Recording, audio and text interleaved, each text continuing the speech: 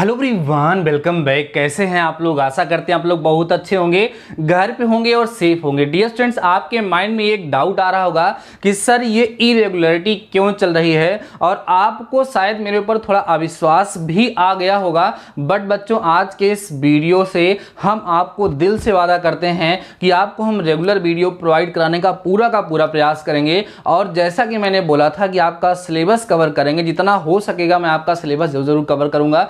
कुछ technical problem थी, channel पे ही प्रॉब्लम आ गई थी वीडियोस को अपलोड करने में, और थोड़ा सा इलेक्ट्रिसिटी की प्रॉब्लम हमारे यहाँ चल रही थी, इसीलिए हम रेगुलर वीडियो नहीं प्लान कर पा रहे थे। लेकिन बच्चों, आज मैं आपको इसी वीडियो में बता दे रहा हूं कि आज से आपकी रेगुलर क्लास बिल्कुल स्टार्ट हो गई है। अभी आपको ये 9 AM पर वीडियो मिल ही रहा है साइंस का, और 3 PM पर भी आपको मैथ्स का वीडियो मिलेगा। और आज का वीडियो बहुत ही ज़्यादा इंटरेस्टिंग है और बहुत ही ज़्यादा इंपॉर्टेंट भी है, क्योंकि वहां पर मैंने profit loss and discount start किया है। सो उस वीडियो को देखना आप लोग मत भूलिएगा।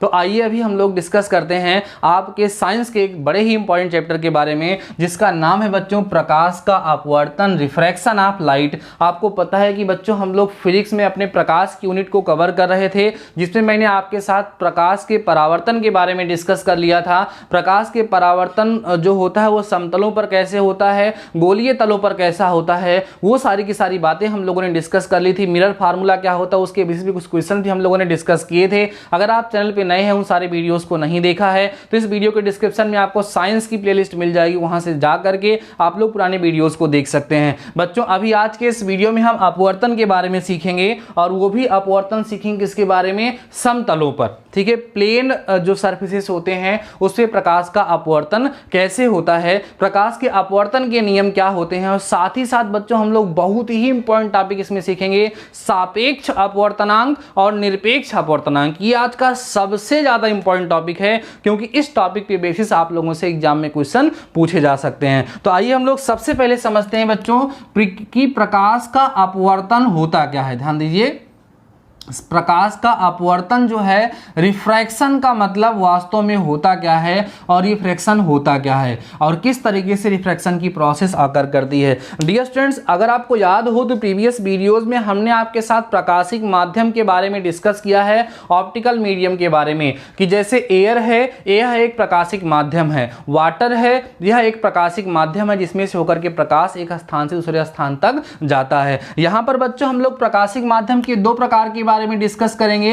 एक होता है बच्चों सघन माध्यम, एक क्या होगा? सघन माध्यम, और दूसरा होता है बच्चों विरल माध्यम। ठीक है, विरल माध्यम एक होगा सघन माध्यम, और एक होगा बच्चों कौन सा माध्यम? विरल माध्यम। ठीक है, तो सघन माध्यम का मतलब जिसकी डेंसिटी ज्यादा हो, डेंस मीडियम कह सकते हैं, और एक होता है रेयर मीडियम। ठीक है, जो विरल माध्यम होता है। तो सघन माध्यम क्या होता है सर, और ये विरल माध्यम क्या होता है? सघन माध्यम का मतलब देखो बेटा, सघन माध्यम और विरल माध्यम को हम लोग सॉलिड, लिक्विड और गैस से समझ लेते हैं। वास्तव में काफी हद तक वो सही भी होता है कि जिस मटेरियल के, जिस मैटर के पार्टिकल्स दूर दूर होते हैं, वह जो है हमेशा विरल माध्यम कहा जाता है। इसके मटेरियल के पार्टिकल्स पास पास होंगे, वो सदैव जो है सघन होता है। लेकिन सघन और विरल एक दूसरे के रिस्पेक्ट में होते हैं। जैसे हम एयर की और वाटर की बात करें, तो यहाँ पर जो विरल माध्यम होगा वो हमारे लिए कौन होगा? एयर होगा, और जो हमारे लिए सघन माध्यम होगा वो कौन होगा? वाटर होगा। लेकिन वहीं पर वाटर और ग्लास की हम बात करने लगे तो वाटर हमारे लिए क्या होगा? विरल माध्यम हो जाएगा, और ग्लास जो होगा हमारे लिए बच्चों क्या हो जाएगा? सघन माध्यम हो जाएगा। तो एक दूसरे के रिस्पेक्ट में हम सघन और विरल माध्यम के बारे में यहाँ डिस्कस करते हैं। लेकिन मान लीजिए आपके एग्जाम में आ जाता है कि सघन माध्यम को और विरल माध्यम को किस आधार पर सेपरेट किया जाता है, तो आप लोग हमेशा याद रखिएगा कि सघन माध्यम और विरल माध्यम को बच्चों हमेशा प्रकाश की पारगम्यता या प्रकाश के जो चलने की गति होती है उसके आधार पर उसको बांटा जाता है। जिस माध्यम में प्रकाश सबसे तेज चलता है वह जो होता है सबसे ज्यादा विरल माध्यम होगा। जिसमें प्रकाश की चाल कम होगी वो क्या होगा? सघन माध्यम हो जाएगा। तो इसके बेसिस पे सघन और विरल को डिफाइन किया जाता है। समझ में आ गई बात ना? बाकी सघन और विरल आप लोग आसानी से समझ ही जाएंगे। एयर विरल माध्यम है किसके रिस्पेक्ट में?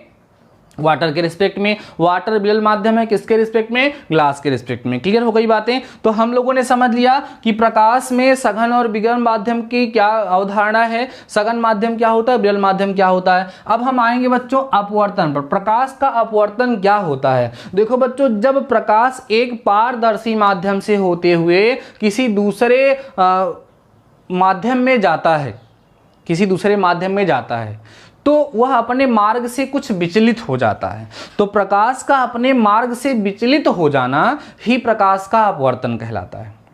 बातें समझ में आ रही है? समझाते हैं आप लोगों को। जैसे मान लीजिए बच्चों, यहां पर हमारे पास एक पारदर्शी तल रखा है, सपोज कर लीजिए यह ग्लास है। ये क्या है? ग्लास है। सबसे पहले बच्चों हम लोग क्या करते हैं कि इस पे एक अभिलंब खींच लेते हैं, जिसको हम लोग नॉर्मल कहते हैं। ध्यान दीजिए, एक अभिलंब हम लोग खींच लेते हैं। अब मान लो बच्चों, इधर की तरफ जो मीडियम है वो एयर है, माने वायु है, और इधर की तरफ बच्चों जो मीडियम है, सपोज कर लीजिए वाटर है। वाटर का मतलब जल है। ठीक है, बातें समझ में आ रही हैं? तो यहां पर कैसा माध्यम है? विरल माध्यम है। ऐसा कहां? यहां पर कौन सा माध्यम है? सघन माध्यम है। तो कहने का तात्पर्य यह है कि जब प्रकाश की किरण, ध्यान दो बच्चों, जब प्रकाश की किरण इस तरीके से आएगी तो इसको सीधे निकल जाना चाहिए, इसको सीधे निकल जाना चाहिए। और ये किस माध्यम से किस माध्यम में जा रही है? ये बच्चों विरल माध्यम से सघन माध्यम में जा रही है। और ये कैसा तल है? पारदर्शी। तो सिंपल सी बात है, प्रकाश की किरण यहां से निकल के उस पार जाएगी, लेकिन जब उस पार जाती है तो सीधे नहीं जाती, अपने मार्ग से कुछ विचलित हो जाती है। इसका मार्ग क्या था सर? इसका मार्ग देखिए ये था, इसको ऐसे ही चले जाना चाहिए था, लेकिन ये ऐसे जाएगी नहीं। ये कैसे जाएगी सर? ये इधर की तरफ झुक जाएगी। ये इधर की तरफ क्या होगी बच्चों? झुक जाएगी। तो इधर की तरफ जब झुक जाएगी तो इस प्रकार से जो प्रक्रिया होगी, जो प्रोसेस होगी, इसी प्रोसेस को ही प्रकाश का अपवर्तन कहते हैं। अब बात ये होगी कि सर आप कहोगे कि ये इधर की तरफ भी झुक सकती थी, इधर की तरफ भी झुक सकती थी। तो बच्चों यह आपका जो है ये अभिलंब है, ध्यान देना, समझिएगा।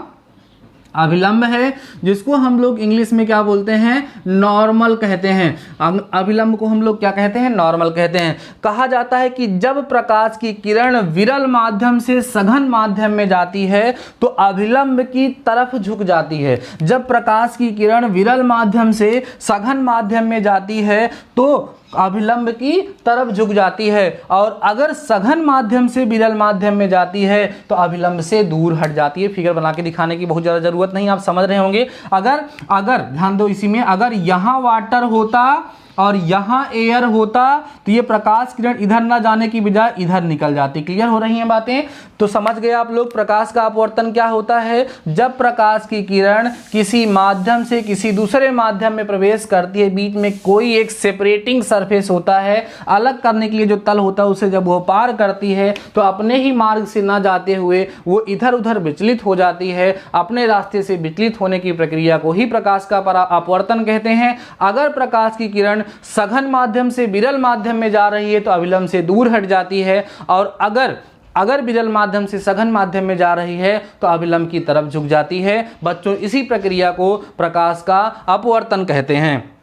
आपतित किरण, ये कौन सी किरण होगी? वही जो आप जानते थे, आपतित किरण। ध्यान समझना बच्चों, इसको हम लोग बोलेंगे आपतित किरण या बोलेंगे इंसिडेंट रे। और यह जो निकलेगी इसको हम लोग क्या बोलेंगे? अपवर्तित किरण, अपवर्तित या रिफ्रैक्टिव रे ना, अपवर्तित किरण के नाम से बच्चों इसको जानेंगे। आपतित किरण और अभिलंब के बीच में जो कोण बनेगा उसको हम आई से दिखाएंगे, जिसको हम लोग आपतन कोण बोलेंगे। यहाँ जो कोण बनेगा उसको हम आर से दिखाएंगे, जिसको हम लोग अपवर्तन कोण के नाम से जानते हैं। ध्यान से समझो मेरी बात को। क्या बोला मैंने कि आपतित किरण और अभिलंब के बीच में बना हुआ कोण आपतन कोण कहलाता है। अपवर्तित किरण और अभिलंब के बीच में बना हुआ कोण अपवर्तन कोण कहलाता है। इसको हम लोग आर से दिखाते हैं। अब हम थोड़ी सी बात कर लेते हैं बच्चों प्रकाश के अपवर्तन के नियम पर। तो प्रकाश के अपवर्तन के भी बच्चों दो नियम होते हैं। आइए समझ लेते हैं दोनों नियम कौन कौन से होते हैं। पहला नियम कहा जाता है कि बच्चों प्रकाश के अपवर्तन की प्रक्रिया में आपतित किरण, अपवर्तित किरण और अभिलंब तीनों की तीनों एक ही तल में होते हैं। कहाँ होंगे? एक ही तल में होते हैं। बातें समझ में आ रही होंगी? क्या समझे आप लोग? यही नियम वहां पर भी था। हमने बताया कि आपतित किरण, अपवर्तित किरण और अभिलंब तीनों की तीनों एक ही तल में होते हैं। ये पहला नियम है। दूसरा नियम होता है बच्चों आपतन कोण की ज्या, ज्या माने साइन होता है, माने साइन आई और upon sine r. Sine i upon sine r, आपतन कोण की जा और अपवर्तन कोण की जा सदैव कांस्टेंट होता है, नियतांक होता है। इसको बच्चों स्नेल का नियम भी कहा जाता है, स्नेल के नियम से भी इसको जाना जाता है। याद रखिएगा, इंपॉर्टेंट है, स्नेल्स लॉ इसको बोला जाता है। क्या समझे आप लोग कि प्रकाश के अपवर्तन की प्रक्रिया में आपतन कोण, ध्यान देना, आपतन कोण और अपवर्तन कोण के बीच में रिलेशन होता है। आपतन कोण की जा और अपवर्तन कोण की जा दोनों का अनुपात सदैव नियत होता है और उसको हम लोग आगे चल के बच्चों बोलते हैं अपवर्तनांक। क्या बोलेंगे? अपवर्तनांक बोलते हैं। उसको रिफ्रैक्टिव इंडेक्स के नाम से भी आगे चल के जाना जाता है और इसको स्नेल का नियम कहा जाता है। इतनी बातें समझ में आ गई। प्रकाश का अपवर्तन क्या है, प्रकाश के अपवर्तन के नियम क्या है, स्नेल का नियम क्या है, sine i upon sine r क्या है, एक कांस्टेंट होता है। और आगे चल के बच्चों इसको हम लोग एन से दिखाएंगे और एन को हम लोग क्या बोलेंगे? अपवर्तनांक बोलेंगे। क्या बोलेंगे? अपवर्तनांक बोलेंगे, जिसको हम लोग बोलेंगे रिफ्रैक्टिव इंडेक्स। क्या बोलेंगे? रिफ्रैक्टिव इंडेक्स के नाम से हम लोग जानते हैं। क्लियर हो गई बात? तो अभी इतने कंसेप्ट आप लोगों को बच्चों काफ़ी अच्छे से समझ में आ गए होंगे। अब हम लोग डिस्कस करेंगे बच्चों सापेक्ष और निरपेक्ष अपवर्तनांक के बारे में, जो हमारे लिए बहुत ही ज़्यादा इम्पॉर्टेंट टॉपिक है। लेकिन उसके पहले बच्चों आप वीडियो को पास करके यहाँ पर जो भी बातें हमने डिस्कस की हैं उसमें से जो आपको नोट करने लायक लग रहा हो नोट कर लीजिए। देन हम लोग डिस्कस करते हैं सापेक्ष और निरपेक्ष अपवर्तनांक के बारे में, क्योंकि अपवर्तनांक क्या होता है ये तो आप लोगों ने समझ लिया। So before that pass the video and note down. आइए बच्चों हम लोग डिस्कस करते हैं सापेक्ष और निरपेक्ष अपवर्तनांक के बारे में, ये क्या होते हैं। देखिए ध्यान से, सबसे पहले हम लोग डिस्कस करेंगे सापेक्ष अपवर्तनांक के बारे में, लेकिन पूरा हम लिख देते हैं। इसको क्या बोलेंगे? सापेक्ष, ठीक है, सापेक्ष तथा निरपेक्ष अपवर्तनांक। बड़ा इंपॉर्टेंट टॉपिक है, सापेक्ष तथा निरपेक्ष अपवर्तनांक। ठीक है, सापेक्ष तथा क्या बोलेंगे? निरपेक्ष अपवर्तनांक। ठीक है, इसको हम लोग बोलेंगे relative and absolute refractive index. ध्यान दीजिएगा, क्या बोलेंगे? Relative and absolute refractive index. ठीक है, सापेक्ष एवं निरपेक्ष अपवर्तनांक। अगर आपकी किस्मत सही रही तो इसके बेसिस पे आप लोगों से एग्जाम में क्वेश्चन पूछा जा सकता है। Relative and absolute refractive index से बहुत ही सिंपली आपको समझाएंगे, आप समझ जाएंगे। देखिए ध्यान से बच्चों, मान लीजिए कोई प्रकाश है जो एक माध्यम है, एक कहते हैं माध्यम है एक। ठीक है, माध्यम का नाम हमने सिंपल सा एक रखा है। अब एक जो है बच्चों, ये वायु भी हो सकता है, ये जल माने पानी भी हो सकता है, ये कांच भी हो सकता है, ये कुछ भी हो सकता है। मतलब हमने उसका नाम सिंपली क्या दे दिया? एक। हमने कहा एक कोई प्रकाशिक माध्यम है जिसका नाम हमने माध्यम एक रखा है। वैसे ही एक दूसरा माध्यम है बच्चों जिसका नाम हमने मान लीजिए माध्यम दो रखा है। वो भी ये सारी की सारी चीज़ों में से कोई भी चीज़, या इतना ही नहीं और कोई भी चीज़ वहाँ पर हो सकती है। देखो बच्चों, जब कोई भी प्रकाश की किरण किसी माध्यम एक से किसी माध्यम दो में जाती है तो वहाँ पर जो sine i upon sine r होता है, sine i upon sine r जो बच्चों वहाँ पर होता है, उसे पहले माध्यम के सापेक्ष दूसरे माध्यम का अपवर्तनांक कहते हैं, जिसे 1n2 से इस तरीके से प्रदर्शित किया जाता है। इसी को सापेक्ष अपवर्तनांक कहते हैं। यहाँ पर क्या है? माध्यम दो का सापेक्ष अपवर्तनांक है। किसके सापेक्ष है भैया? पहले माध्यम के सापेक्ष यहाँ पर लिखा हुआ है। इसको ऐसे भी कहीं कहीं लिखा जाता है कि n1 भी लिख दें, दोनों का मतलब उतना ही होता है। मतलब 1n2 लिखोगे और n12 ऐसे लिखोगे, 1n2 या n12 दोनों का मतलब क्या है? इसका मतलब यह है कि बच्चों पहले माध्यम एक के सापेक्ष दूसरे का अपवर्तनांक। क्लियर हो गई बातें? कोई प्रॉब्लम आपको इसमें शायद नहीं होगी। एग्जाम्पल कुछ समझाते हैं बच्चों। जैसे आपको क्वेश्चन मिलेगा, जैसे लिख दिया गया बच्चों ANW। अब A माने यहाँ पर बच्चों एयर है और W का मतलब बच्चों यहाँ पर वाटर है। तो यहाँ पर क्या लिखा है? ANW माने वाटर, माने जल का सापेक्ष अपवर्तनांक। किसके सापेक्ष?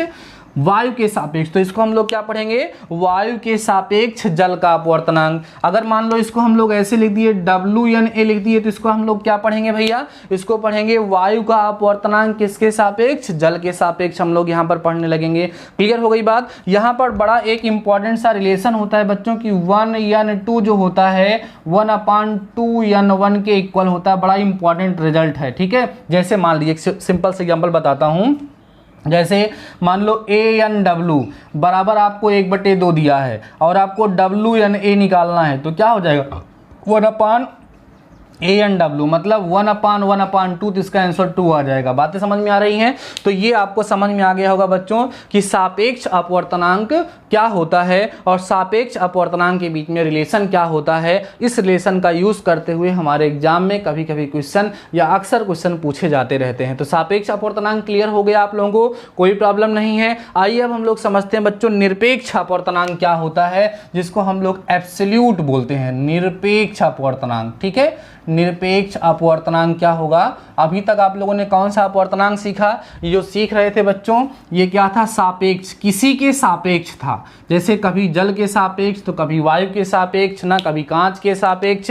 ठीक है, क्लियर हो रही होंगी बातें। जैसे मान लीजिए बच्चों कहीं 2n3 लिखा है, इसका मतलब क्या है, इसका मतलब है 2 के सापेक्ष 3 का अपवर्तनांक, 2 के सापेक्ष 3 का अपवर्तनांक, मतलब माध्यम 2 से माध्यम 3 में हमारी प्रकाश की किरण जा रही है। अब वो माध्यम कौन सा है, सघन है, विरल है, वो तो क्वेश्चन में दिया रहेगा, उसके हिसाब से हम लोग समझेंगे। तो बड़ा इंपॉर्टेंट टॉपिक है, आप लोग समझते रहिए। निरपेक्ष अपवर्तनांक की बहुत ही सिंपल सी डेफिनेशन है और उसका नोटेशन भी बहुत आसान है। कहते हैं बच्चों कि जब किसी भी माध्यम का अपवर्तनांक निर्वात के सापेक्ष, वैक्यूम निर्वात के सापेक्ष निकाला जाए, निर्वात के सापेक्ष जो अपवर्तनांक होगा, किसी भी माध्यम का निरपेक्ष अपवर्तनांक क्या होता है, निर्वात के सापेक्ष अपवर्तनांक। किसी भी माध्यम का निर्वात के सापेक्ष जो अपवर्तनांक होता है बच्चों, उसको निरपेक्ष अपवर्तनांक के नाम से जाना जाता है। सर इसको रिप्रेजेंट कैसे करते हैं, बस खाली इसको लिखेंगे N1 माने क्या हो गया, N1 का मतलब हो गया बच्चों कि इस माध्यम A का निरपेक्ष अपवर्तनांक हो गया। यहां पर कुछ नहीं लिखा जाए, किसके सापेक्ष, वो अंडरस्टूड है, किसके सापेक्ष, निर्वात के सापेक्ष, उसको यहां पर लिखने की जरूरत नहीं है। जैसे मान लो कहीं लिखा है Ng माने G माने ग्लास होता है, तो इसका मतलब हो गया ग्लास माने कांच का अपवर्तनांक, कैसा अपवर्तनांक, निरपेक्ष अपवर्तनांक। ठीक है, कहीं पर ऐसे लिखा है NW, इसका W माने क्या होगा, वाटर होगा, वाटर माने जल का अपवर्तनांक, किसके सापेक्ष, कोई नहीं लिखा, माने निर्वात के सापेक्ष। और निर्वात के सापेक्ष का मतलब कौन सा अपवर्तनांक हो गया बच्चों, निरपेक्ष अपवर्तनांक हो गया। बातें समझ में आ गई, कोई डाउट आपको शायद अब नहीं होगा। तो बच्चों आज के इस वीडियो में हमने आप लोगों के साथ ये डिस्कस किया कि प्रकाश का अपवर्तन क्या होता है और प्रकाश के अपवर्तन में कौन कौन से फिनोमेना यूज होते हैं। जो छोटी छोटी बातें हम आपसे बोलते हैं इसको जरूर ध्यान रखिएगा, वो हम आपसे इसलिए बोलते हैं क्योंकि वो आपके एग्जाम में कई बार पूछे गए हैं और उसके पूछे जाने के चांसेस बहुत ज़्यादा होते हैं। सो आपको खूब ध्यान से उसको समझना है, कॉपी पेन लेकर के आपके साथ बैठना है। अब हम अपनी प्रिपरेशन को नेक्स्ट लेवल तक पहुंचाने वाले हैं क्योंकि हमारे पास बहुत ही कम समय बचा है। और साथ ही साथ बच्चों अगर आपको लेक्चर को पढ़ने के बाद आपके माइंड में कोई प्रॉब्लम आ रही हो, देन आप मेरे साथ डिस्कस कर सकते हैं, कमेंट्स में जाकर के बता सकते हैं। बस DD फार्मूले को याद रखेंगे, आप डेडिकेशन प्लस डिसिप्लिन में रह करके कोई भी क्वेश्चन पूछेंगे, हर एक क्वेश्चन का सलूशन आपको आपके इसी चैनल पे मिलने वाला है और सबको फ्री में मिलने वाला है। जल्द ही आपकी एक टेस्ट सीरीज हम प्लान करने वाले हैं। एक बात के लिए सॉरी कि मैंने आप लोगों का रिजल्ट अभी तक अनाउंस नहीं किया, बट उस पर भी मैं वर्क कर रहा हूं। जल्दी ही सब कुछ आपका सॉर्ट आउट होने वाला है। बट अभी ये तो कंफर्म है कि रेगुलर क्लासेस आप लोगों की चलने वाली है। तो अभी जितने कंसेप्ट बताए गए हैं बच्चों, सब कुछ आपको समझ में आ गए होंगे। इसको आप लोग रिवाइज कर लीजिए, नोट्स में नोट कर लीजिए और आगे पढ़ते रहिए। ठीक है बच्चों, तो आज के इस वीडियो में बस इतना ही। शानदार रहिए, मस्त रहिए और पढ़ते रहिए। मिलते हैं नेक्स्ट वीडियो के साथ, तब तक अपना ख्याल